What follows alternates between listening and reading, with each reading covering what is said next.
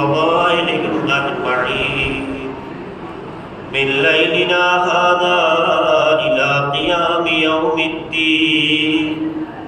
أما بعد فقد قال الله سبحانه تبارك وتعالى في كتابه المبين وهو أصدق القائلين والصادقين وقوله الحق. بسم الله الرحمن الرحيم. ومن يعمل من الصالحات من ذكر أو أنثى وهو مؤمن فأولئك يدخلون الجنة ولا يظلمون نقيرا.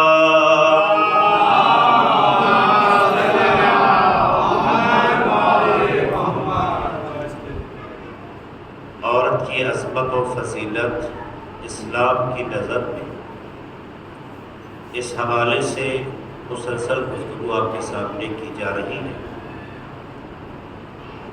اور اب تک ہم یہاں تک پہنچے کہ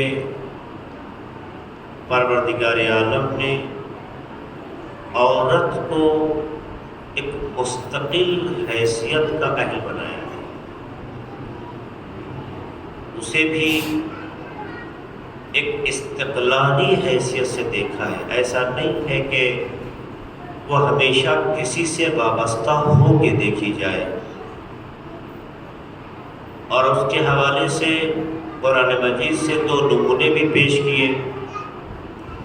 ایک جناب آسیہ بنت مزاحم جو فرعون کی زوجہ تھی، پروردگار عالم نے ایک نافرمان بندے کی زوجہ کی فکر کے پیش نظر اس کا احترام یہ رکھا کہ اس کو زوجہ کی غلطیوں کی سزا نہ دے کر یہ بتایا ہر ایک اپنے عمل کا ذمہ دار ہے. اگر شوہر برا ہے تو اس کی برائی اس کے ساتھ ہے، اگر بیوی اچھی ہے تو اس کی اچھائی اس کے ساتھ ہے. اور اس طرح سے پروردگار نے دنیا کے تنگ نظری کو جواب دیتے ہوئے بتایا کہ دنیا ایک دوسرے کو وابستہ کر کے دیکھتی ہے، ایک کی سزا دوسرے کو دیتی ہے. لیکن ہمارے یہاں اس جرم کے بنیاد پر کہ اس نے فلاں سے شادی کر لی ہے، یا بیوی ہے، یا فلاں کی بیٹی ہے، یا فلاں کی ماں ہے، اس بنیاد پر اسے سزا دیں کیونکہ بیٹا غلط ہے تو ماں غلط ہے، چونکہ فرض کیجئے شوہر غلط ہے تو بیوی غلط ہے، بہن کا بھائی غلط ہے تو بہن بھی غلط ہے. یہ ہمارے یہاں تصور نہیں پایا جاتا، بلکہ عورت کو بھی اسی مستقل نگاہ کے اعتبار سے دیکھا گیا جس طرح سے مرد کو دیکھا گیا. اسی لیے جناب آسیہ کو بعنوان شاہد مثال قرآن مجید میں اللہ نے کہا کہ ہم مؤمنین کے لیے مثال پیش کرتے ہیں. وَضَرَبَ اللَّهُ مَثَلًا لِلَّذِينَ آمَنُوا، اللہ نے مثل قائم کی، مثال دی ان لوگوں کے لیے جو صاحبان ایمان ہیں. اس کا مطلب یہ ہے کہ آسیہ کا عمل، آسیہ کی فکر، جناب آسیہ کا جو ان کی ذہنیت تھی پروردگار عالم کو اتنا پسند آئی کہ تمام صاحبان ایمان کے لیے انہیں ایک آئیڈیل کی شکل میں پیش کیا اور کہا دیکھو کس سوچ کی مالک ہے یہ خاتون، کس طرح کے خیالات رکھتی ہے ضرور کسی کی بیوی، زوجہ ہونا اور ہے، اس کا اپنا عمل ہونا اور ہے. اس لیے ہم زوجیت کی بنیاد پر نہیں دیکھتے، اہلیت کی بنیاد پر دیکھتے ہیں. اس لیے تاریخ میں کوئی خاتون اس لیے نہ خوش ہو جائے کہ ہم فلاں کی زوجہ ہیں، پہلے یہ تلاش کریں کہ ہم میں وہ کیفیت پائی جاتی ہے، اہلیت پائی جاتی ہے یا نہیں پائی جاتی ہے. اہلیت ہے تو قابل احترام ہے، زوجیت کی بنیاد پر پروردگار عالم کسی کا فیصلہ نہیں کرتا. یہ واضح کر دیا. دوسرا نمونہ جناب مریم بنت عمران کا ہے کہ جن کا واقعہ کل آپ کے سامنے پیش کیا کہ خدا کہتا التی احسنت فرجہا، کہ جس نے اپنے دامن کردار کو کبھی داغدار نہیں ہونے دیا۔ سورہ آل عمران میں انہی کے لیے ہے کہ جب انہیں خبر دی گئی کہ اللہ کا ارادہ یہ ہے کہ آپ کو صاحب فرزند قرار دیں، تو کہتی ہے کیسے ممکن ہے وَلَمْ يَمْسَسْنِي بَشَرٌ، جب کسی انسان نے ہمیں ٹچ بھی نہیں کیا ہے۔ یہ کہہ کے بتایا کہ جنت جن خواتین کی مشتاق ہوتی ہے وہ ایسی ہی خاتون ہوتی ہے جسے کسی نامحرم نے ٹچ نہ کیا ہو۔ دیکھیے اگر انسان چاہتا ہے اپنی عظمتوں کو سمجھنا تو قرآن سے پوچھے۔ قرآن نے بتایا، اسلام نے ہمیں بتایا، عورت کے بارے میں دنیا کی اپنی سوچ ہے، اس لیے سوچ اپنی ہے۔ اگر چیز اس کی ہوتی تو شاید خیالات غلط ہوتے، چیز تو کسی اور کی ہے، تو جب دوسروں کی چیز ہوتی ہے تو انسان تنگ نظر ہو جاتا ہے۔ ورنہ آپ دیکھیے دنیا میں کوئی اپنے دہی کو کھٹا کہتا ہے، ہر کوئی اپنے دہی کی تعریف کرتا ہے، یہ محاورہ ہے ہمارے اردو میں، اس لیے کہ جو چیز انسان کی اپنی ہوتی ہے اس کی وہ تعریف کرتا ہے، اسے وہ پسند کرتا ہے۔ یہ مخلوق انسان کی نہیں ہے، خالق کی ہے۔ ظاہر ہے جب خالق کی ہے تو انسان نے تنگ نظری کا مظاہرہ شروع کر دیا، اپنے کو اچھا بتانا شروع کر دیا، دوسرے کو خراب کہنا شروع کر دیا، اپنے کو اعلیٰ کہنا شروع کر دیا، دوسرے کو ادنا کہنا شروع کر دیا، اپنے کو ہمیشہ سوسائٹی میں بہت ترقی یافتہ سمجھنا شروع کر دیا، دوسرے کے وجود کو خالی بس اس لیے کہ ہماری خدمت گزار ہے اس سے زیادہ نہیں دیکھا۔ لیکن جس نے پیدا کیا ہے وہ جانتا ہے کہ ہماری مخلوق کس منزل پہ ہے۔ اس لیے کل میں نے اشارہ کیا تھا، انسان ہونے کی حیثیت سے انسانیت کی ترقی کے لیے جو چیزیں مرد کے لیے قابل تصور ہیں وہ تمام چیزیں عورتوں کے لیے بھی قابل تصور ہیں۔ انسانیت کے اعتبار سے، انسان ہونے کے اعتبار سے اسلام کی نگاہ میں عورت اور مرد میں کوئی فرق نہیں ہے۔ وہ بھی انسان ہے، وہ بھی انسان ہے، اس کو بھی انسانیت کے دائرے میں اپنے کمال کو حاصل کرنے کا حق ہے، اسے بھی انسانیت کے اعتبار سے اپنے کمال تک پہنچنے کا حق ہے۔ ہم نے دونوں کے کمال کو اس کے کردار میں رکھا ہے، اور جب کردار میں رکھا ہے تو کردار جتنا بھی آگے بڑھتا چلا جائے گا ہم روکیں گے نہیں۔ آگے بڑھنے والا مرد ہوگا اسے بھی نہیں روکیں گے، آگے بڑھنے والی عورت ہوگی اسے بھی نہیں روکیں گے۔ آپ مجھے بتائیے، ایسا نہیں ہے کہ ناسا میں ایک بات کہنا چاہتا ہوں جوانوں کے لیے کہ ناسا کی دنیا میں صرف ترقی کرنے میں صرف مردوں کو موقع دیا گیا ہو، عورتوں کو موقع نہ دیا گیا ہو۔ عقل تو اس نے دی ہے نا، شعور تو اس نے دیا ہے نا، ترقی کے راستے تو وہ فراہم کرتا ہے۔ آپ دیکھیے، آپ کو یاد ہوگا کلپنا نام کی ایک خاتون جو تھی انڈین مگر اس نے نیشنلٹی لے لی تھی امریکہ کی، وہ بھی جب فضا میں جانا چاہی تو قدرت نے نہیں کہا تو عورت ہے، تو لڑکی ہے، تجھے آگے نہیں آنے دیں گے۔ انسان کو ترقی دینے کا جب خدا نے ارادہ کیا ہے تو چاہے وہ مرد کی شکل میں ہو اس کے لیے بھی راستے کھلے ہیں، عورت کی شکل میں اس کے لیے بھی راستے کھلے ہیں۔ بڑھنا چاہو تمہارے لیے راستہ نہیں بند ہے، مگر شرافت و کرامت انسانیت کی حفاظت تمہاری ذمہ داری ہے۔ اسی لیے جب بات علم کی آئی تو اسلام نے نہیں کہا کہ صرف مرد کو علم حاصل کرنے کا حق حاصل ہے، بلکہ کیا کہا؟ پیغمبر کی حدیث حضرت محمد مصطفیٰ صلی اللہ علیہ وسلم فرماتے ہیں، پیغمبر فرماتے ہیں طلب العلم فریضۃ علی کل مسلم و مسلمہ۔ حالانکہ عربی گرامر کے اعتبار سے اگر صیغہ مذکر کا استعمال کیا جائے تو اس میں مؤنث شامل ہوتی ہے، یہ گرامر ہے۔ سب قرآن مجید کی جتنی آیتوں میں خطاب آپ دیکھتے ہیں کہ آمنو آمنو آمنو مذکر کے لیے آیا ہے، لیکن کہتے ہیں اس میں مومنات بھی شامل ہیں، یہ قانون ہے۔ لیکن اللہ کے رسول نے یہاں پر ان ذہنوں کو جواب دینا چاہا ہے جو یہ سوچتے ہیں کہ عورت کو مرد کے پس منظر میں دیکھا گیا، اس کا خود اپنا منظر نہیں ہے، منظرنامے پہ نہیں ہے۔ اس فکر کو جواب دینے کے لیے اگر پیغمبر سے اتنا ہی کہہ دیتے کہ علم کا حاصل کرنا ہر مسلمان پر فریضہ ہے، واجب ہے، تو یہ جملہ خود کہتا ہے کہ مسلمان سے مراد مرد بھی ہے عورت بھی ہے۔ لیکن کسی ویسٹرن کلچر، یورپ کلچر میں رہنے والے کو جو تنقیدی نظر سے ہر چیز کو دیکھنا چاہتے ہیں اور یہ بتانا چاہتے ہیں کہ اسلام میں عورتوں کو کوئی مقام اور جگہ حاصل نہیں ہے، ان کے تصورات کو اللہ کے رسول نے جواب دے کے پہلے ہی دن کا یہ کلیئر کر دیا ہے۔ آج 1400 برس کے بعد 19ویں قرن کے ساتھ تم ابھی بیدار نہیں ہوئے تھے، تازہ بیدار ہو کے محسوس کرتے ہو کہ تم بڑے حامی ہو خواتین کے حقوق کے۔ 1400 برس پہلے پیغمبر نے اعلان کر دیا تھا علم کا حاصل کرنا فرض ہے ہر مسلمان مرد پر بھی اور عورت پر بھی، دونوں کا جملہ استعمال، یعنی مرد عورت دونوں جملہ استعمال کر کے بتایا۔ اسلام انسانیت کے کمال میں یہ نہیں کہتا کہ صرف مرد آگے بڑھ سکتا ہے عورت نہیں بڑھ سکتی ہے، جس طرح سے مرد معلم ہو سکتا ہے عورت بھی معلمہ ہو سکتی ہے، جس طرح سے مرد ذاکر ہو سکتا ہے عورت بھی ذاکرہ ہو سکتی ہے، جس طرح سے مرد مربی ہو سکتا ہے عورت بھی مربیہ ہو سکتی ہے۔ اور یہ اس لیے کہ جب علم آتا ہے تو معلومات میں اضافہ ہوتا ہے، جب معلومات میں اضافہ ہوتا ہے تو انسان کے تصورات اور عقلی صلاحیتیں آگے بڑھ جاتی ہیں، جب آگے بڑھ جاتی ہیں تو ان کے لیے راستے فراہم ہو جاتے ہیں۔ کیسے ممکن ہے کہ اسلام عورتوں کے لیے یہ تصور نہ رکھتا جبکہ جانتا ہے کہ بچے کا بچپنا ماں کی آغوش میں ہوتا ہے، لہذا ماں کا علم باپ کے علم سے کم نہیں ہونا چاہیے، اس لیے کہ اس کے ذریعے سے نسل کی تربیت ہونی ہے۔ نسل کی تربیت جہالت سے نہیں ہوتی ہے، علم سے ہوا کرتی ہے۔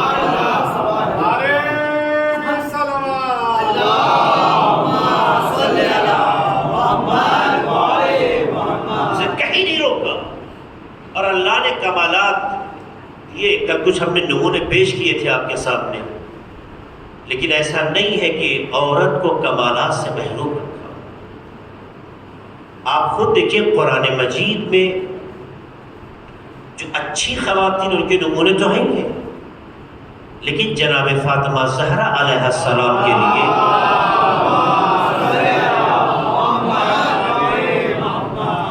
بہت سے نمونے ہیں، بہت سی آیتیں ہیں۔ سورہ حل عطا کی 18 آیتیں اہل بیت کی شان میں ہیں، جس میں خود جناب فاطمہ زہرا شریک ہیں۔ آیت تطہیر اہل بیت کے لیے ہے، جس میں جناب فاطمہ زہرا سلام اللہ علیہا مرکزی حیثیت رکھتی ہے، مرکزی حیثیت رکھتی ہے۔ تو یہ بات کہہ رہا ہوں، آپ دیکھیے اگر دیکھا جائے تو عظمتوں کے اعتبار سے پیغمبر سے بڑا کوئی نہیں، سید الانبیاء ہیں، خاتم النبیین ہیں، یہ تو ان کی منصبی حیثیت ہے۔ اگر رشتے کے اعتبار سے دیکھا جائے تو باپ ہے، اگر علی علیہ السلام کے رشتے کے اعتبار سے دیکھا جائے تو سسر ہے، امام حسنین کے حوالے سے دیکھا جائے تو نانا ہے۔ تو جو رشتوں میں رتبے کا اعتبار ہوتا ہے اس اعتبار سے بڑے ہیں، اور جو ان کی منصبی حیثیت ہے اس اعتبار سے بھی بزرگ ہے۔ تو جب انسان ہر اعتبار سے بلند بالا ہو، بزرگ ہو، تو تعارف بڑے سے ہی ہوتا ہے۔ لیکن جب جبرائیل نے پوچھا کہ خدایا اس چادر کے نیچے کون ہے، حادثہ پڑھتے رہتے ہیں نا، پوچھا خدایا اس کے نیچے کون ہے، تو اللہ نے نہیں کہا رسول، ان کی بیٹی، ان کے داماد، ان کے نواسے، یہ نہیں کہا۔ یہاں پر بھی جب اللہ کو آئے تطہیر اور کے ذریعے سے اہل بیت کی عصمتوں کو سمجھانا ہوا تو عصمت کو سمجھانے کے لیے مرکزیت عورت کو عطا کی، اور جواب دیا جبرائیل کو، ہم فاطمہ و ابوہا و بالہا و بنوہا۔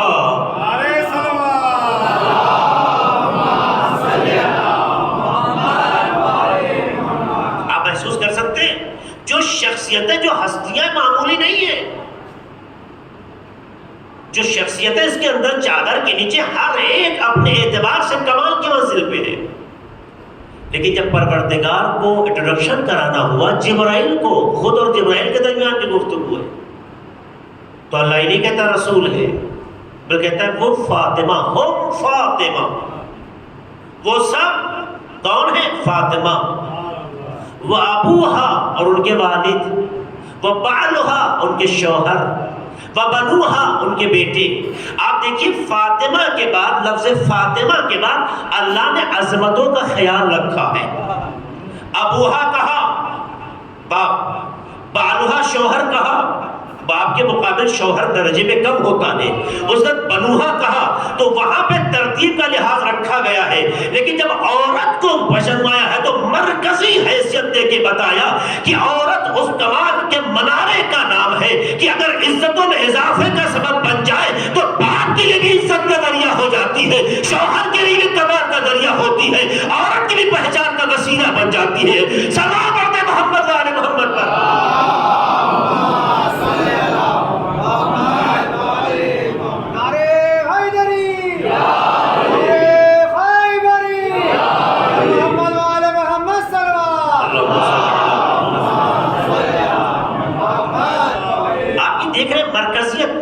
مرکزیت کا ادا کرنا یہ اس بات کی علامت ہے کہ اسلام کی نگاہ میں خاتون کی عظمت زیادہ ہے.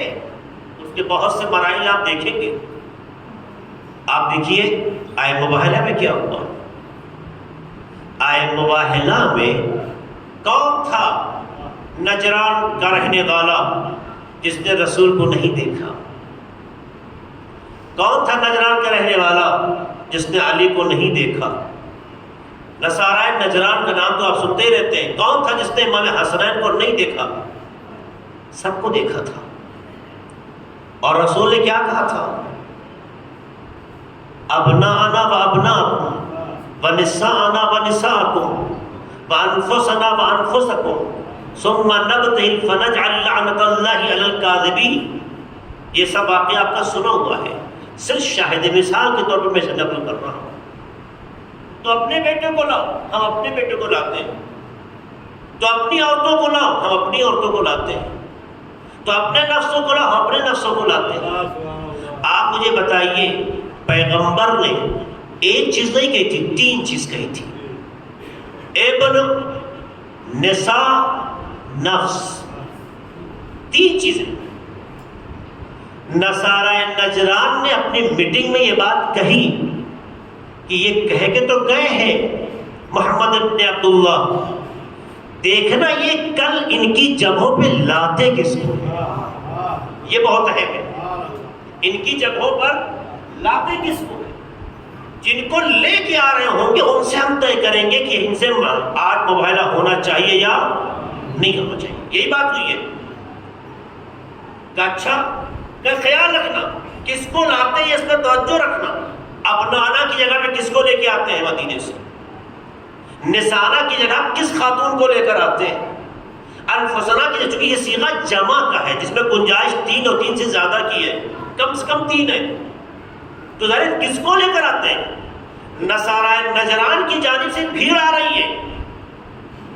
ان کے بڑے بڑے علماء پہاڑ کی بلندی سے حالات کا نظارہ کر رہے ہیں.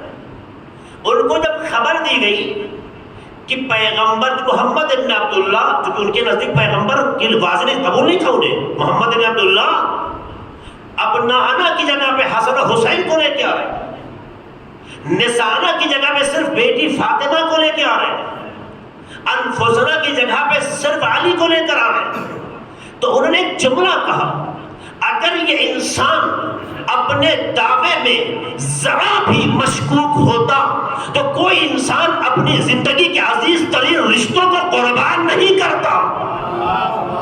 اپنی اس دعوے کی صداقت پر اپنی زندگی کے سارے سرمایہ کو لگانا، جو حسنین کی شکل میں ہو، فاطمہ کی شکل میں ہو، علی کی شکل میں ہو، یہ اس بات کی علامت ہے کہ انسان خود کو تو مٹاتا ہے، اپنے گھر کو نہیں مٹاتا ہے. لیکن اگر اپنے گھر کو مٹانے کے لیے میدان میں اتر رہا ہے تو اس کا مطلب ہے وہ سچا ہے، ہم جھوٹے ہیں. اور پھر محققین نے حاشیہ لگایا کہ کیا بات تھی، یہ ساری شخصیتوں کو تو پہلے بھی انہوں نے دیکھا تھا، تو کس بات کے لیے وہ گھبرا گئے؟ کہ جب یہ وجود، یہ چہرہ آ رہا تھا تو ایسا لگ رہا تھا جیسے آئے مباہلہ ان کے سروں پہ سایہ فگر ہو اور نیچے اس کی تفسیر چل رہی ہو. اسی انداز سے آئے، جس طرح سے آیت میں جملے کی ترتیب ہے اسی انداز سے آئے. جناب فاطمہ کہاں پہ ہے؟ بیچ میں ہے. جناب فاطمہ کہاں ہے؟ بیچ میں، آگے رسول ہے، پیچھے امیر ہے، آگے سید الانبیاء ہے، پیچھے سید الاوصیاء ہے۔ جب دونوں طرف سیادت کمال کی ہو تو جو بیچ میں ہو وہ بھی سیدہ ہوگی۔ اور یہی وجہ ہے ابو واحلے میں بھی پیغمبر کی کامیابی کے لیے جو محوری اور مرکزی شخصیت تھی وہ جناب فاطمہ زہرا تھی۔ اسلام کی آبرو کے تحفظ کے لیے عورت کو پیچھے نہیں چھوڑا، بلکہ مرکزی جگہ رکھ کے بتایا جو اسلام کی آبرو بچاتی ہے اسے عورت کہتے ہیں۔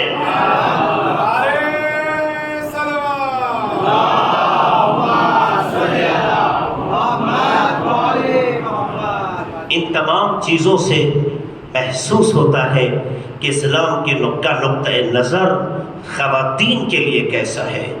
جہاں پہ بھی کمال کی بات ہو، جہاں پر عزت کی بات ہو، عورت کو اسلام نے پیچھے نہیں چھوڑا ہے۔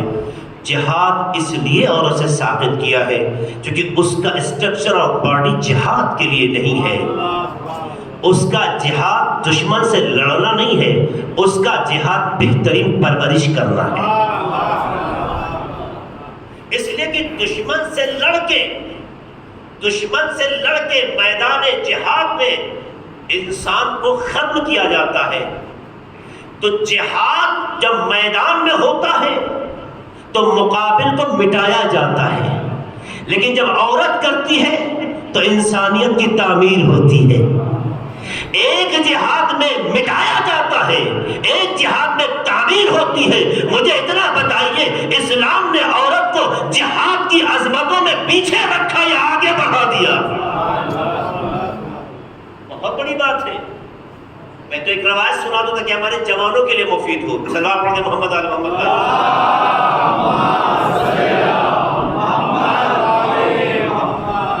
پیغمبر کے پاس ایک جوان آیا اور اس نے کہا یا رسول اللہ، ہم آپ کے ساتھ ہم رکاب ہو کے میدان جہاد میں لڑنا چاہتے ہیں، درجہ شہادت پر فائز ہونا چاہتے ہیں، مجاہد کی جو اسلام نے عظمت بتائی ہے اسے ہم حاصل کرنا چاہتے ہیں، یہ میری خواہش ہے، لیکن میرے گھر میں میری ایک ماں ہے، میرے گھر میں میری ایک ماں ہے جو یہ چاہتی ہے کہ میں اس کے پاس ہوں، لیکن میں آپ کی سیرت پر عمل کرتے آگے بڑھنا چاہتا ہوں، لیکن میری ماں یہ چاہتی ہے کہ میں اس کے پاس آؤں۔ پیغمبر نے کہا تمہارا جہاد میدان میں لڑنا نہیں ہے، ماں کی خدمت کرنا ہے۔ دیکھیے ایسا نہیں ہے کہ تلوار چلائی جائے تبھی مجاہد کہلائے، ماں کی خدمت کر کے بھی جہاد کا ثواب حاصل کیا جا سکتا ہے۔ اس لیے میں آپ کو دو روایت اور سناتا ہوں۔ صلوات پڑھتے محمد علی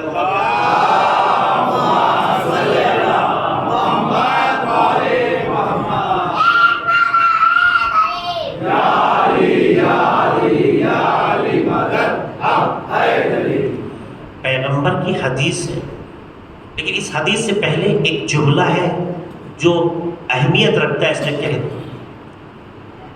آج ہی میں دیکھ رہا تھا جب سرزمین مکہ پر پیغمبر کی آغوش میں بیٹی آئی، یعنی انہیں بیٹی ہونے کی خبر دی گئی، اصحاب بیٹھے تھے منہ بسور لیا،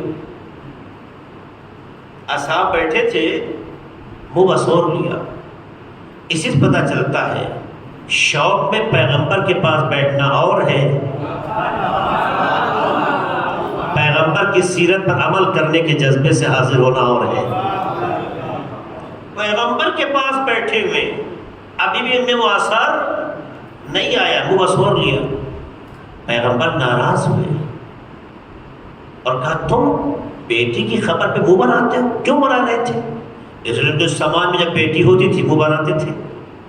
اس کا مطلب ہے کہ بیٹی کی ولادت پر جاہلی سماج منہ بناتا ہے، جاہلی سماج منہ بناتا ہے، الہی سماج مسکراتا ہے۔ اس سے بات تو کلیئر ہو گئی نا؟ اب پیغمبر نے کیا کہا؟ تم بیٹی ہونے کی خبر پہ منہ بناتے ہو اور میں اس کی خوشبو کو محسوس کر رہا ہوں. اور واقعہ سارا واقعہ آپ جانتے ہیں. جناب فاطمہ زہرا علیہ السلام کی خلقت کے لیے پروردگار نے انفرادی اسباب فراہم. وہ ساری باتیں آپ یہاں نہیں نقل کریں گے. آپ کی خلقت کے لیے پیغمبر کا معراج پہ جانا، سیب کا ملنا، تمام پوری داستان آپ جانتے ہیں. یعنی یہ موجود ہے کہ جسے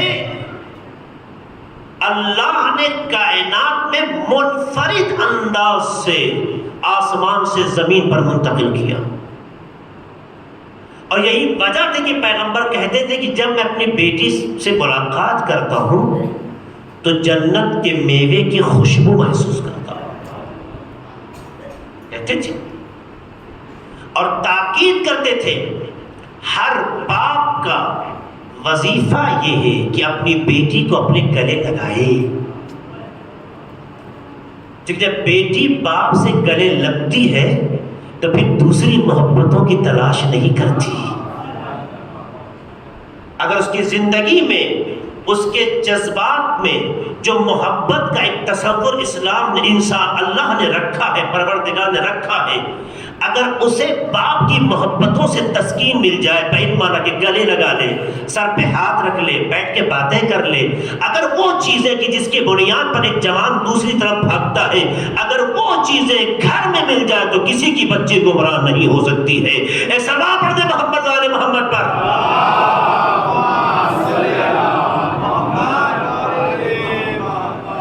پیغمبر ہی کی حدیث ہے. حدیث یہ ہے، میں چونکہ میرا موضوع خواتین کی فضیلت ہے اس لیے میں حدیثیں آپ کو اسی سے متعلق، ورنہ مردوں کے الگ چیپٹر ہے. پیغمبر فرماتے ہیں کہ جس گھر میں بیٹی قدم رکھتی ہے، یعنی بیٹی پیدا ہوتی ہے، اللہ اس گھر میں 12 برکتیں اور رحمتیں نازل فرماتا ہے. ایک تو نہیں، 12. ہمارے سماج میں، ہمارے معاشرے میں یہ عدد بڑا محترم ہے.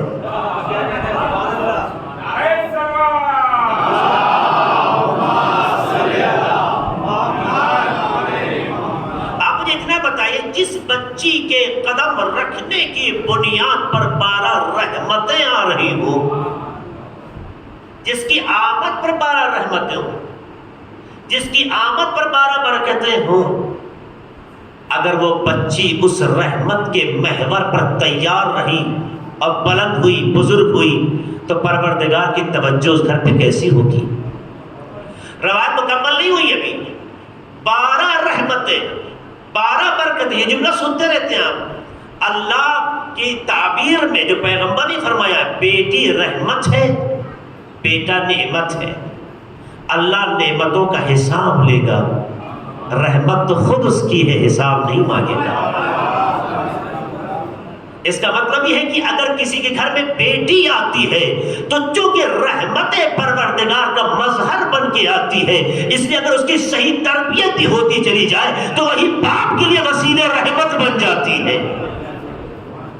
لیکن بیٹے کو آپ نے کیسا بنایا، بیٹا کیسا بنا، بیٹے کو کیسے پروان چڑھایا، اس نعمت کا حساب ہے. تو پیغمبر کی تعلیم میں بیٹی رحمت ہے. اور اس روایت میں پیغمبر فرماتے ہیں کہ 12 رحمتیں اور 12 برکتیں. آپ کتنا بھی پیسہ کما لیں، آپ کتنا بھی پیسہ کما لیں، اگر آپ کے پیسے میں برکت نہ ہو تو ذہن پریشان رہتا ہے. کیونکہ پیسہ تو دنیا میں لوگ کماتے ہی ہیں، لیکن جب برکت ہوتی ہے تو کم پیسے میں بھی ضرورتیں پوری ہو جاتی ہیں. اگر خدا برکت اٹھا لے تو پیسے کا انبار لگ جائے مگر سکون حاصل. اسی ہندوستان میں بہت سی ایسی فیملیوں سے میں بھی آشنا ہوں جن کی مہینے کی تنخواہیں 5 لاکھ ہیں، 6 لاکھ ہیں. ایسے بھی گھرانے سے آشنا ہوں جن کی مہینے کی آمدنی 4,000 5,000 روپیہ ہے. ان سے بھی آشنا ہوں، ان سے بھی آشنا ہوں. ہم نے دونوں زندگیوں کا جب موازنہ کیا تو جتنا سکون سے اسے سوتا دیکھا اتنے سکون سے انہیں سوتا نہیں دیکھا. AC AC چلا کے سونے کو سکون کی نیند نہیں کہتے. جس میں سکون پانے کے لیے پیسہ خرچ کرنا پڑے اسے برکت نہیں کہتے. اور آپ لوگ پورا دیکھ سکتے ہیں ایک غریب کہیں بھی سو جاتا ہے کیونکہ اسے لوٹنے کے لیے کچھ اس کے پاس ہے ہی نہیں, کیونکہ اس نے کسی کا حق روکا ہی نہیں. تو جس نے کسی کا حق روکا نہ ہو کہیں بھی سو جائے خطرہ نہیں ہوتا, لیکن جس کے پاس لوگوں کے حق ہو وہ ہر جگہ سو نہیں سکتا. اسی دنیا میں محسوس کرتے ہیں جو 5 لاکھ 7 لاکھ کماتے ہیں پیسہ ہے, وہ بھی کہتے ہیں پیسہ تو ہے پر سکون نہیں ہے. لیکن پیسے سے سکون نہیں ملتا, پیسے سے ضرورت پوری ہوتی ہے. کم پیسے والوں کو سکون سے سوتے دیکھا ہے, اچھی کمائی کرنے والوں کو سکون چھنتے دیکھا ہے. CC کیمرہ بھی چاہیے, محافظ بھی چاہیے, مسائل بھی چاہیے. اس ایک کو سلانے کے لیے کتنوں کی نیند حرام کرنی پڑتی ہے. یہ دولت کا انجام ہے. اور جس کے پاس ایسی کوئی دولت نہیں ہے, جہاں دل کہا سو گیا کوئی ٹینشن نہیں, صبح ہو گئی. اس بات کی علامت ہے دولت کمانا اور چیز ہے, دولت میں برکت کا ہونا اور چیز ہے. اس لیے اگر کسی کے گھر میں برکت نہیں ہے تو اس کے ہاں سکون نہیں. اللہ کہتا ہے جب کسی گھر میں کسی دہلیز پر بیٹی قدم رکھتی ہے تو اس میں 12 برکتیں 12 رحمتیں نازل ہوتی ہیں. اس گھر پر اللہ ملائکہ کو بھیجتا ہے. جس گھر میں بیٹی ہوتی ہے اس گھر پر اللہ ملائکہ نازل ہوتے ہیں, اور ملائکہ نازل ہو کے اس بچی کے ماں باپ کے حق میں دعا کرتے ہیں. کیا سسٹم ہے. ہم نے بیٹے کے لیے روایت نہیں کہیں دیکھی, بیٹی کے لیے دیکھی ہے. بیٹی پیدا ہوتی تو اللہ ملک نہیں کہا, ملائکہ کہا ہے. یعنی 1-2 گنتی نہیں ہے اس کی, بہوچن ہے. ارے فرشتوں کی ایک تعداد ہے جو اللہ بھیجتا ہے, تعداد کی عدد نہیں لکھی گئی ہے. اور یہ آتے ہیں اس کے ماں باپ کے حق میں دعا کرتے ہیں, اور ہر دن اس کے باپ کے نام اعمال میں 1 سال کی عبادت کا ثواب لکھتے ہیں. بیٹی کے آنے سے, بیٹی کے قدم رکھنے سے باپ کے نام عمل میں 100 سال کی عبادت کا ثواب لکھا جانا یہ اس بات کی علامت ہے. اگر بچی کا وجود باپ کے اعمال میں 100 سال کی عبادت کے ثواب کے برابر ہو جائے تو اگر یہی بچی صحیح تربیت پا جائے تو نسلوں کی مغفرت کا ذریعہ بن جاتی ہے. یہ تو عام بچوں کے لیے ہے. جناب فاطمہ زہرا علیہ السلام جب پیدا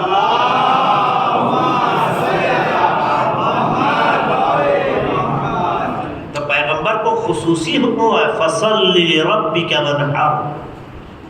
وہی نہیں ہوا. جب بیٹے اللہ نے دیے تو ہم نے نہیں دیکھا کہیں بیٹوں کے بارے میں کہا ہو. اس کا مطلب ہے کہ خدا کی عبادت سے بیٹی کا کوئی گہرا رابطہ ہے,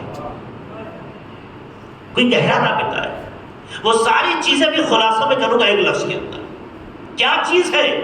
بیٹی گھر میں آتی ہے تو یہ برکات ہیں, یہ اثرات ہیں, یہ فضیلتیں ہیں, یہ عظمتیں ہیں. 1 سال, دیکھیے 1-2 سال کی بات نہیں, 100 سال کی بات معمولی بات نہیں ہے. اور اس کے بعد میں نے ایک حدیث خود پیغمبر کے دیکھی کہ فرماتے ہیں کہ جس گھر میں بچی پیدا ہوتی ہے, بیٹی پیدا ہوتی ہے, پروردگار عالم اسے 1000 حج سے بہتر ثواب دیتا ہے. 1000 حج سے بہتر, 1000 حج سے بہتر چھوٹی بات نہیں ہے. 1000 جہاد فی سبیل اللہ سے بہتر اجر دیتا ہے. 1000 گناہوں کے اس کے معاف کرتا ہے. اللہ اس کے نام اعمال میں ہزاروں عبادت سے بہتر اجر لکھتا ہے صرف بیٹی کے آنے پر. آخر یہ عظمتیں بیٹی کے لیے کیوں ہیں؟ آخر یہ عظمتیں بیٹی کے لیے کیوں ہیں؟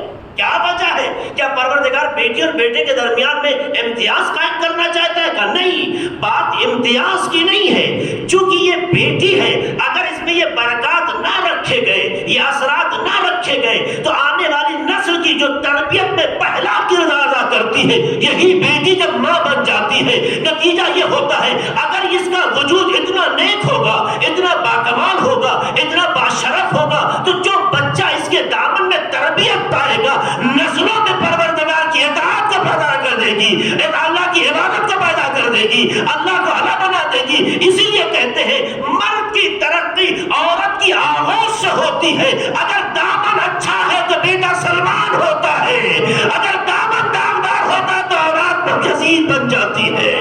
سلام پڑھتے محمد والے محمد پر۔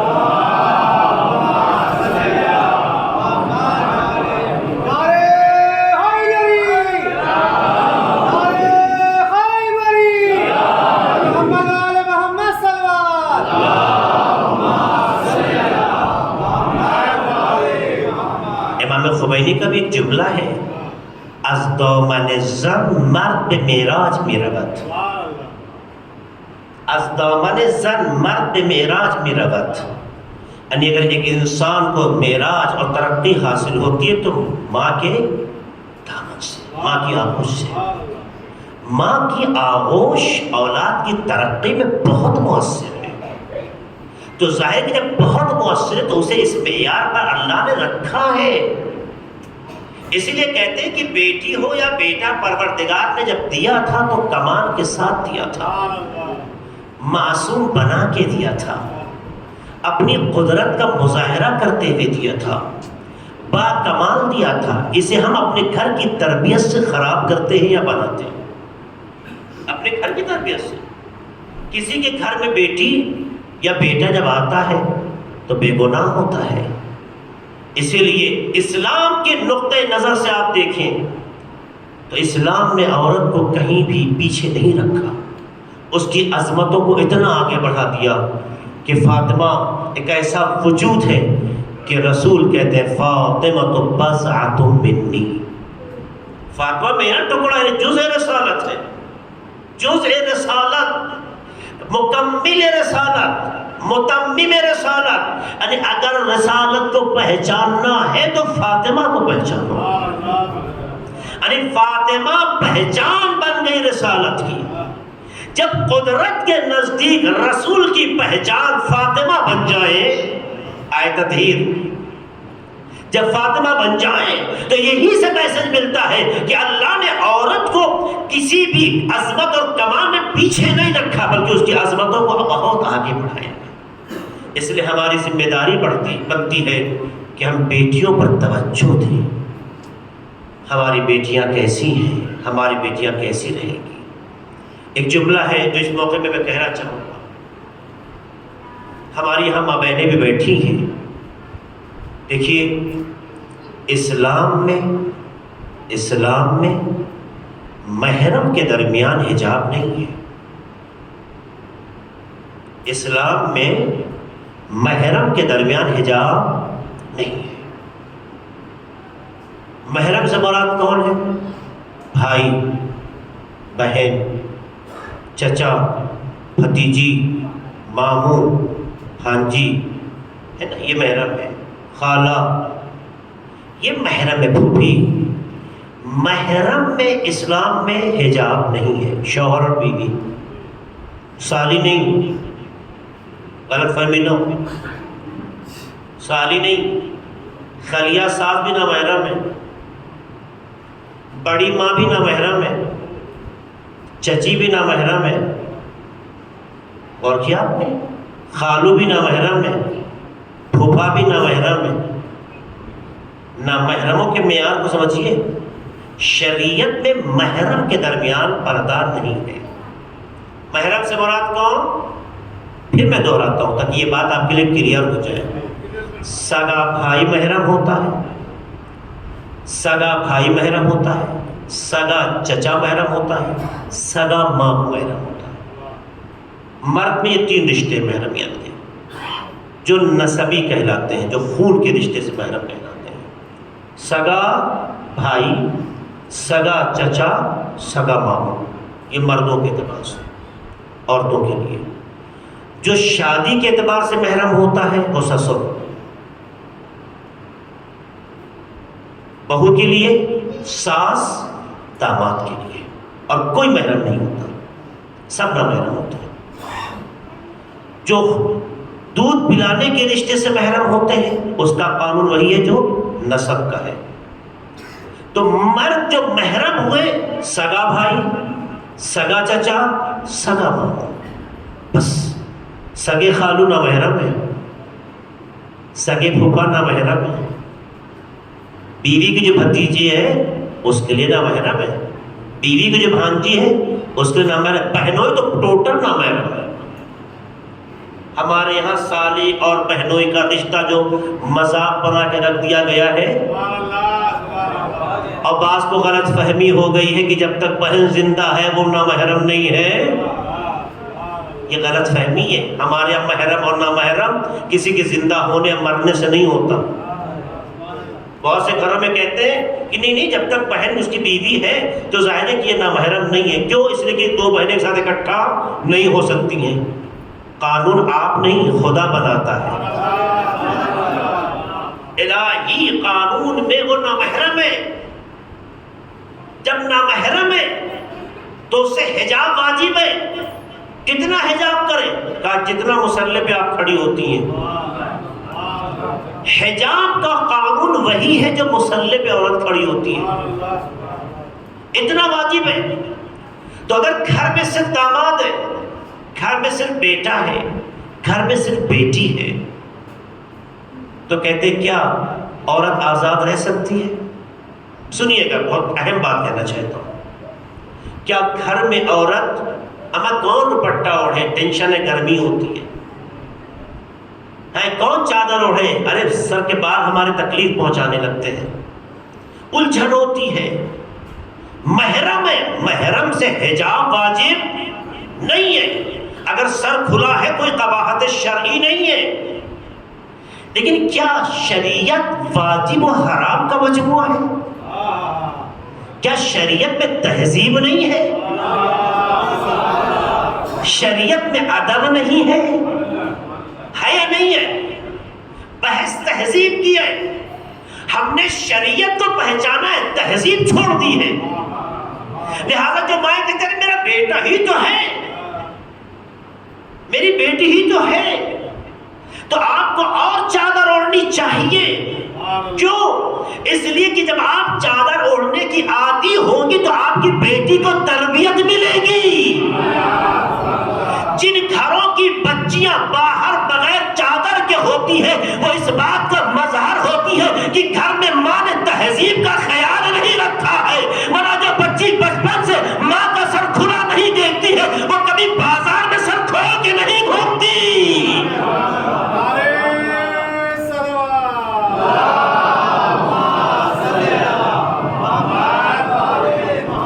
جب ہم ہی بے تربیت ہیں، ہم ہی بد تہذیب ہیں، ہم ہی بد عمل ہیں، تو پھر اپنے بچوں سے کیا توقع رکھیں؟ کسی کی گھر کی بچی بے پردہ اگر ہوتی ہے تو اس میں گھر کا کردار ہوتا ہے، اور با پردہ ہوتی ہے تب بھی گھر کا کردار ہوتا ہے. آپ دیکھیے جن گھروں میں بچہ، میں سنا چکا اس واقعے کو، جن گھروں میں باپ اور ماں نماز کے عادی ہوتے ہیں اس گھر میں چھوٹے بچے کو نماز کی دعوت نہیں دی جاتی، کیونکہ بچہ جو گھر میں دیکھتا وہی کرتا ہے. جن گھروں میں چھوٹے بچے آپ کی آغوش میں ہوتے ہیں اور ایام ازاں آ جائے اور ماتم کرتے دیکھیں تو کوئی بھی چیز آپ لگا دیں ان کا خود بخود ہاتھ سینے پہ جانا شروع ہو جاتا ہے. کیونکہ بچہ جو گھر میں کلچر دیکھتا ہے وہی کرتا ہے، جو کلچر دیکھتا ہے وہی کرتا ہے.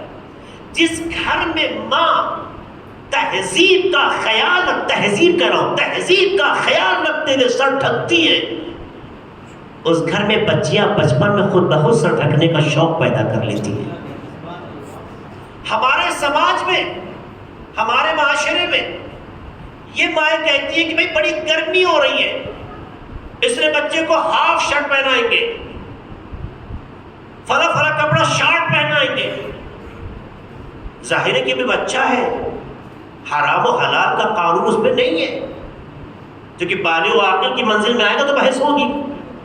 لیکن شاید ہم یہ بھول گئے تربیت کا تعلق عمر سے نہیں ہے، آغوش سے ہے. تربیت کا تعلق عمر سے آغوش سے، کیونکہ بچپن میں جب بچے کی اپنی کوئی نظر نہیں ہوتی، اپنی کوئی فکر نہیں ہوتی، اپنی کوئی وچار دھارا نہیں ہوتی، ہم جس چیز کا اسے عادی بناتے ہیں وہی اس کی وچار دھارا بن جاتی ہے۔ ہم جب بچپن میں گرمی کے بہانے سے half shirt, half T shirt, half کپڑے پہنانا شروع کرتے، بچہ ہے بڑی گرمی ہوتی ہے، کوئی حرج نہیں ہے، گناہ نہیں ہے، گناہ نہیں ہے، مگر تربیت کے اصول کے خلاف ہے۔ جب یہ بچہ اسی لباس کا عادی ہو جائے گا تو کل شارٹ کپڑے ہی پہننا پسند کرے گا، پورا کپڑا نہیں پہنے گا۔ بچپن سے تربیت ہوتی ہے، لہٰذا کسی کا گھر کیسا ہے اسے کچھ کہنے کی ضرورت نہیں ہے، بچے کی پسند بتاتی ہے کہ گھر کا ماحول کیسا ہے۔ سلام پڑھ دے محمد والے محمد پر۔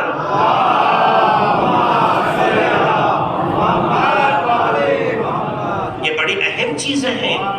ہمارے کلچر سے تہذیب مر چکی ہے، تہذیب دم توڑ چکی ہے، تہذیب ختم ہو چکی ہے، مختلف بہانوں سے، کوئی گرمی کا بہانہ، کوئی سردرد کا بہانہ، کوئی چکر کا بہانہ۔ آخر ہماری جو پہلے مائیں تھی کیا وہ انسان نہیں تھی؟ آج کی ماں نے سلمان نہیں دیا، کل کی ماں نے سلمان دیا ہے۔ آج کی ماں نے ابو ذر نہیں دیا، کل کی ماں نے ابو ذر دیا ہے۔ آپ تاریخ پڑھیے تو اگر کل کی ماں نے ایسے بچوں کی تربیت کی ہے تو آج بھی آپ کا نظام سیدہ ہے، آپ بھی چاہے تو آپ کی آغوش سے سلمان جنم لے سکتا ہے، ابو ذر جنم لے سکتا ہے، مقداد پروان چڑھ سکتا ہے، کیونکہ اگر عورت چاہے تو اسلام کے وہ سورما آج بھی دنیا کے سامنے پیش کر سکتی ہے، کیونکہ زمانہ بدلتا ہے، معیار نہیں بدلا کرتا ہے۔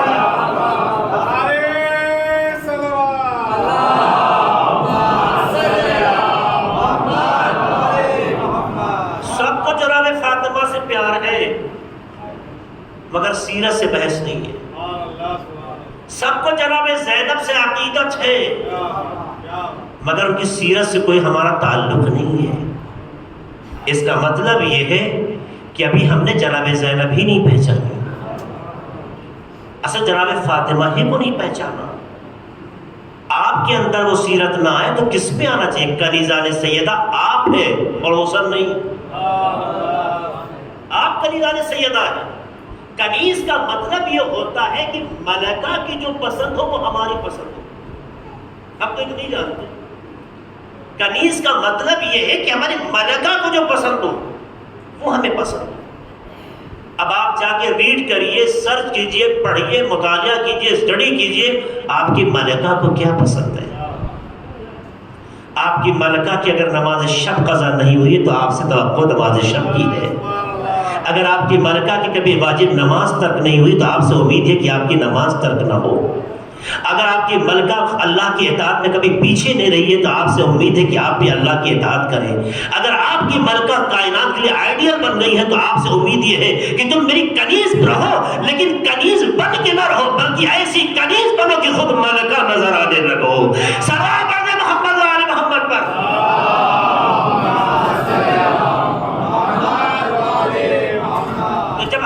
فالو نہیں کریں گے تو دنیا جیسے تماشا بناتی ہے وہ بنتے رہیں گے، جیسے دنیا تماشا بنا رہی بنتے رہیں گے۔ آج ہمارا ملک جو حجاب کے مسئلے پر تڑپ رہا ہے اس کی وجہ ہم ہیں، اس کی وجہ ہم ہیں۔ اس دیش میں گنتی کے سکھ ہیں، چاہے غلط یا صحیح سے بحث ہمیں نہیں ہے، گنتی کے 2% سے زیادہ نہیں ہے۔ آپ کو تو مانے نہ مانے پھر بھی 20% ہے، وہ 2% ہے، لیکن اپنے مذہب کے جو ان کے رول ہیں ان کو فالو کرتے ہیں۔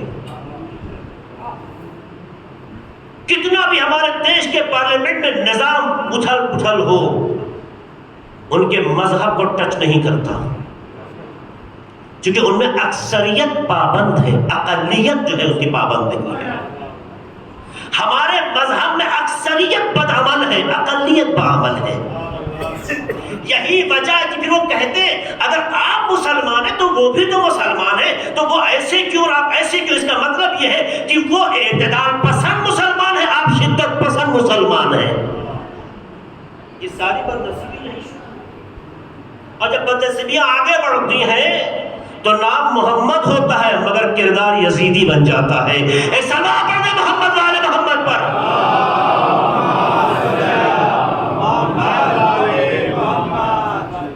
ہم ہیں، کل اللہ ہم سے سوال کرے گا، پوچھے گا. مطمئن نہیں ہے، ہم سب ذمہ دار ہیں، آپ بھی اور ہم بھی. جو لوگ اسلام کے قانون کو فالو نہیں کرتے، مذاق بناتے ہیں، وہ سب ذمہ دار ہیں. اگر آج ہم اپنے مذہب کے اصولوں کے پابند ہوتے تو سارا مسلمان ایک پلیٹ فارم پہ ہوتا ہے. آپ دیکھیے ایک بچی 2500 جوانوں کے درمیان اپنے حجاب کے ساتھ ایک بار اللہ اکبر کہتی ہے کہ دنیا کے لیے آئیڈیل بن جاتی ہے. اس کا مطلب یہ ہے اگر ہماری بچیوں نے اپنے مذہب کے رول کو فالو کیا ہوتا تو ہر بچی ہماری آئیڈیل ہوتی. لوگ تو ڈرانے آئے تھے مگر وہ دنیا کے سامنے نڈر ہو گئی اور جو آئے تھے وہ نا امید و ناکام ہو گئے.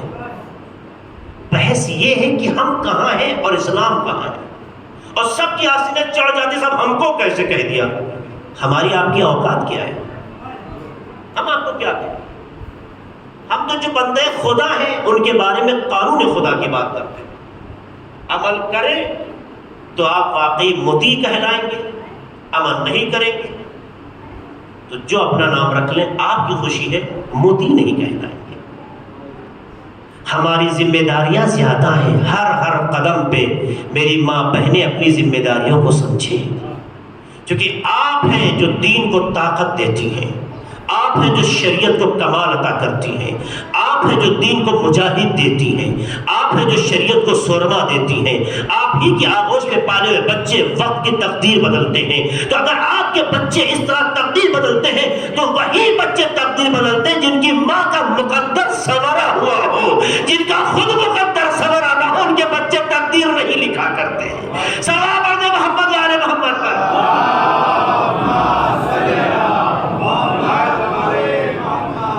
اسلام کو دوش نہ دیں، اسلام نے بہت عزت دی ہے، ہر مقام پہ آگے رکھا، کہیں پیچھے نہیں رکھا ہے. اس سلسلے کی آخری کل گفتگو لیکن بات مکمل نہیں ہو سکتی کہ مجھے معلوم ہے. میں اتنا بتانا چاہتا ہوں کہ اللہ قرآن میں کھلے لفظوں میں کہتا ہے لا اضیع اجر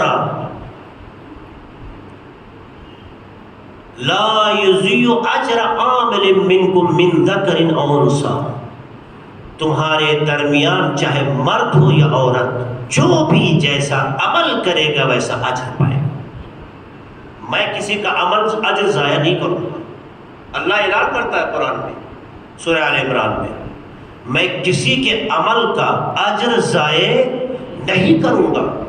ہو سکتا ہے سماج میں لڑکی ہے اس کی بات نہ کی جائے، عورت ہے اس پر گفتگو نہ کی جائے، میراث کی بحث آ جائے تو کہا لڑکوں کا حق ہوتا ہے، باپ نے تو اس کی شادی کر کے خرچ کر دیا. اس طرح کی باتیں ممکن ہے سماج میں کہی جائیں، پر خدا کہتا ہے ہمارے نزدیک دونوں ہماری مخلوق ہیں، دونوں معزز ہیں، دونوں محترم ہیں، اور جو اچھا عمل کرے گا اس کا اجر ضائع نہیں ہوگا، چاہے وہ مرد ہو یا عورت ہو. آج ہم یہ طے کر لیں اسی فرض اعضاء پر، اس سے بحث نہیں کہ لوگ کیا کرتے ہیں، اس سے بحث ہے کہ ہم کیا کرتے ہیں. جس دن آپ اپنے کو اور اہل بیت کو مد نظر رکھ کے کرنا شروع کر دیں گے زمانہ بدل جائے گا. کیونکہ آپ کو آپ کے عمل کا حساب مانگا جائے گا، پڑوسیوں کا حساب آپ سے نہیں مانگا جائے گا. وہ کیا کرتے ہیں، وہ کیا کرتے ہیں، بس کیسے کیا رہتے ہیں، وہ کیا کرنا پسند کرتے ہیں، وہ اہم نہیں ہے. آپ کیا کرتے ہیں، آپ کو اپنے عمل کا اجر دینا ہوگا، آپ کو اپنے عمل کے بارے میں حساب دینا ہوگا، آپ کو اللہ کی بارگاہ میں اپنے نام اعمال کے مطابق جو ہے گفتگو رکھنی ہوگی. آج عہد کر لیں، سماج کیا کرتا اہم نہیں ہے، اہل بیت کیا کرتے اہم ہے. کیونکہ ہمیں اہل بیت کی سیرت کو فالو کر کے وہاں کنیزی حضرت زہرا میں آنا ہے. یہ کوئی بازار میں بکنے والا لقب نہیں ہے جو کسی کو کہہ دیا جائے کنیز سیدہ. کنیز سیدہ بننا ہے تو فضہ بن کے دکھاؤ، اور فضہ اگر کنیز سیدہ بنتی ہیں تو کنیزی کا اثر یہ ہوتا ہے زبان چاہے حبش کی ہو مگر زبان قرآن بن جاتی ہے۔ اس کا مطلب یہ کہ شہزادی کا یہ اثر ہے کہ اگر کوئی ان کی کنیزی میں واقعی طور پر آئے تو وقت کے فضا بن جائے، اور جب فضا بن جاتی ہے تو تاریخ میں وہ ناز سے یاد کی جاتی ہے، آپ بھی یاد کی جائیں گے۔ بات کو مکمل کر دیا میں نے۔ ہماری ذمہ داری یہ ہے کہ ہم اہل بیت کے سکھائے ہوئے راستے پر عمل کریں، اس کے پابند بنیں، اور جب اس کے پابند بنیں گے تو آہستہ آہستہ وقت آپ کی تقدیر بھی بدلے گا، زمانے کا مزاج بھی بدل دے گا۔ کربلا نے کیسے دلوں پہ اثر چھوڑا؟ لوگوں نے کربلا کے لیے جو ماحول بنایا تھا، اگر ان کی نگاہ سے دیکھا جائے تو کربلا ختم تھی، یہ ان کی سوچ تھی، لیکن خدا نے جب کربلا کو زندہ کرنا چاہا تو یزید کے گھر میں کربلا کو زندہ کر دیا، یزید کے گھر میں، اور ایک خاتون کے ذریعے سے زندہ کیا۔ آپ دیکھیے، یعنی کربلا کو زندہ کرنے کے لیے اگر مرد کی شکل میں امام زین العابدین ہے تو عورت کی شکل میں جناب زینب ہے۔ اس کا مطلب یہ ہوتا ہے کہ کربلا کے تحفظ میں جو کردار مرد کا ہے وہی کردار عورت کا بھی ہے۔ اور دربار یزید نے جناب زینب کا خطبہ یزید کو ایسا تماچا مار گیا کہ یزید کی ساری خوشیوں کو ماتم نے بدل دیا۔ یہ ہوتا ہے عورت اگر الہی معیار پر آ جائے۔ ایک خاتون ہے جس کی آواز کبھی نامحرم نے بھی نہ سنی ہو، لیکن جب انصاف اور حق کی بات آتی ہے تو باطل کے چولہوں کو ہلا دیتی ہے۔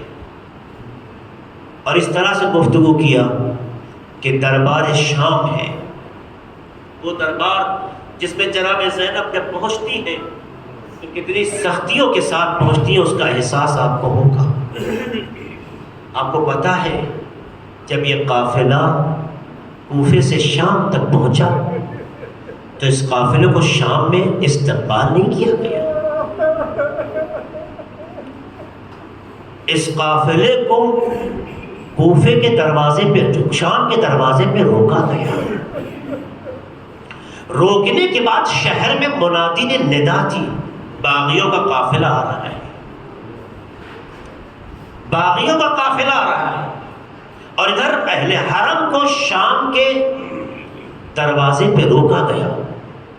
چوتھے امام نے جو روایت اپنے صحابی سے بیان کی اس میں جملہ امام کہتے ہیں کہ تمہیں پتا ہے جب ہماری ماں بہنوں کو شام کی طرف لے جایا گیا ہمارے ہاتھ بندھے ہوئے تھے، ہمارے ہاتھ بندھے ہوئے تھے، اور یہ یزید کے فوجی خوشیوں کا احساس کرنے کے لیے اپنے نیزوں کی نوک کو خوشی میں اٹھاتے تھے، بلند کرتے تھے اور ہمیں چبھاتے تھے، اپنی تلوار کی نوک کو ہمارے اہل حرم کی طرف بڑھا کے انہیں اذیت پہنچاتے تھے۔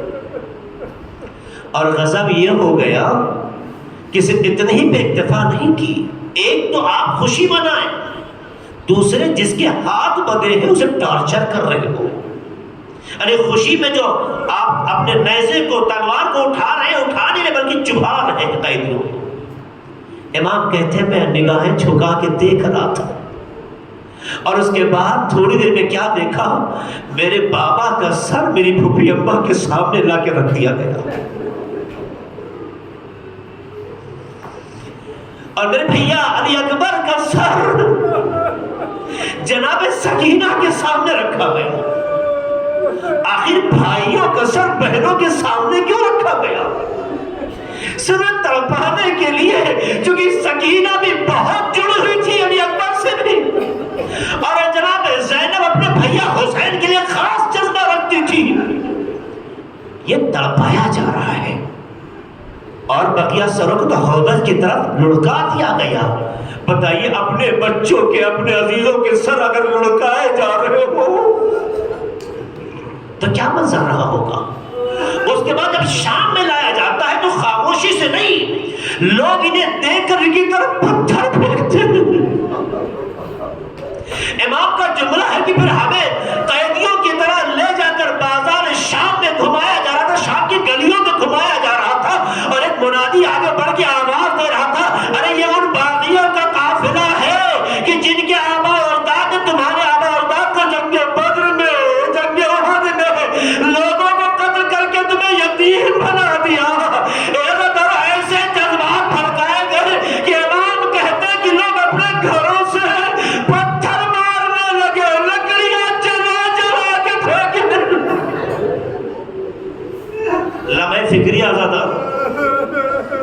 جب کسی پہ پتھر پھینکا جائے، جب کسی پہ آگ کے گولے پھینکے جائیں تو آدمی دفاع جب کر پاتا ہے جب اس کے ہاتھ کھلے ہوئے، جب اس کے ہاتھ کھلے ہو تب دفاع کر پاتا ہے۔ چوتھے امام کی مظلومیت یہ ہے، بعض ارباب مقاصد لکھتے ہیں امام کے حوالے سے کہ ایک آنکھ کا شعلہ امام کے امامے کے درمیان آ گیا۔ سوچے اہل حرم میں کیا ہو سکتے ہیں؟ امام کہتے ہیں جو بھی آ رہا تھا پتھر پھینک رہا تھا یا آگ کے گولے پھینک رہا تھا۔ سوچیے غضب ہو جاتا ہے۔ اور اس کے بعد کی منظر دیکھیں گے آپ، اس طرح سے کھلاتے ہوئے ایک مطلب ان کی نظر ٹھہری جناب سکینہ پر، جس بچے کو سب سے الگ اونٹ میں باندھا گیا۔ جناب سکینہ کی مصیبت کل آپ کے سامنے میں رکھوں گا کیونکہ کل ان کے حوالے سے تابوت بھی ہے، مگر اے عزیزانو سوچنے کا مقام ہے جس سکینہ کو کربلا سے لے کر شام تک تڑپایا گیا ہو، رلایا گیا ہو، ارے یہ بچی کتنا روئی ہے اس کا اندازہ لگانا بہت مشکل ہے۔ اس بچی میں غضب یہ ہو گیا کہ یہ کہا گیا اسے لے جاؤ غلاموں کے بازار میں بیچ دو۔ امام کہتے ہیں جب یہ فیصلہ سنا تو میں کہنا خدایا آج یہ دن دیکھنے کو آ گیا کہ اہل بیت غلام اور قریدوں کے بازار میں بیچے جائیں۔ پھر امام کہتے ہیں خدا نے ہم پہ رحم کیا، ہماری بہن کو بازار میں بیچنے کے لیے نہیں لے جایا گیا، ہاں ہمیں لایا گیا دربار یزید میں۔